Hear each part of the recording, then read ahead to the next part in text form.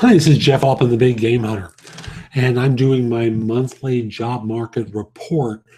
This one is being recorded at the beginning of October 2015, covering the period of September 2015. The report was issued by the U.S. Bureau of Labor Statistics on Friday and was generally perceived as being disappointing. I'm going to do my commentary on it later, but let me just start by giving you the raw data. The unemployment rate held at 5.1%. Now, this is generally being interpreted as being because more people are leaving the labor force than entering it. And the result is unemployment is still 5.1%, not because lots of new jobs are being created. If anything, it's being perceived as being a mediocre report. Among the major worker groups, the unemployment rates for adult men, 4.7%, adult women, 4.6%, teenagers, 16.3%, whites, 4.4%, blacks, 9.2%, Asians, 3.6%, and Hispanics, 6.4%, showed little or no change in September. The number of persons unemployed for less than 5 weeks increased by 268,000 to 2.4 million. And the number of long-term unemployed, which by the government's definition is 27 weeks or more, was little changed at 2.1 million. And this accounts for 26.6% of those who are unemployed. The participation rate fell to 62.4% in September. The previous 3 months had been at 62.6%. So there are fewer people who are working or participating in the workforce than there were previously.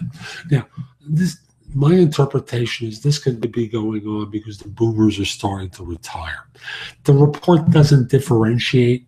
It just says there's fewer people in the workforce. Now, it could also be people have given up. But I think part of it stems from the fact that boomers are starting to retire.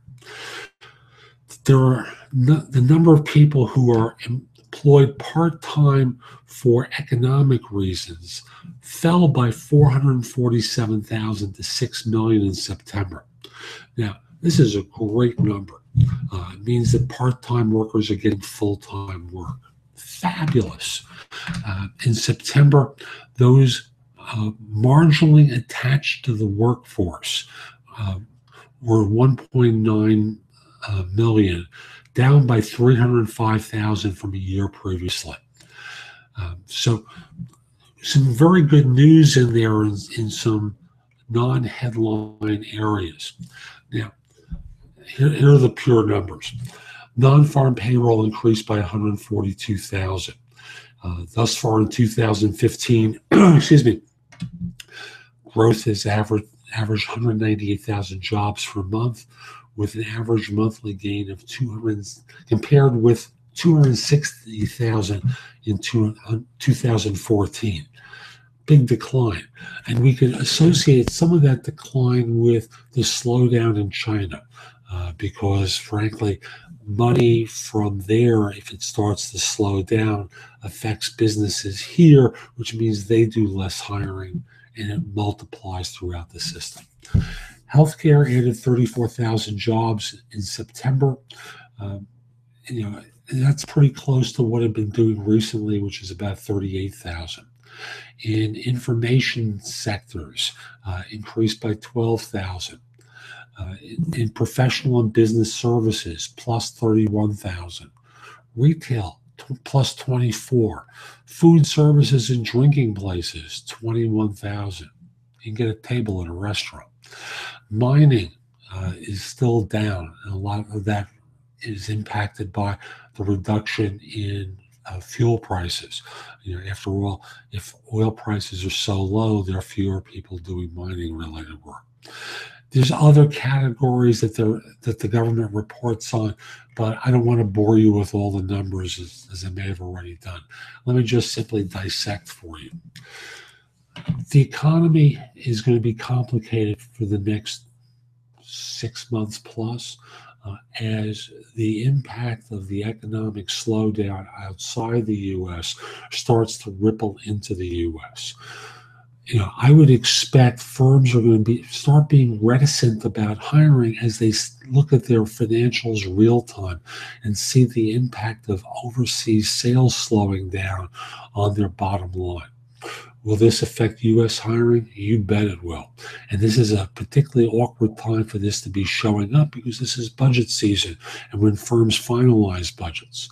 I would expect organizations will be a little bit slower to pull the trigger on hires now as they try and wait and see attitude. Doesn't mean that hiring won't go on.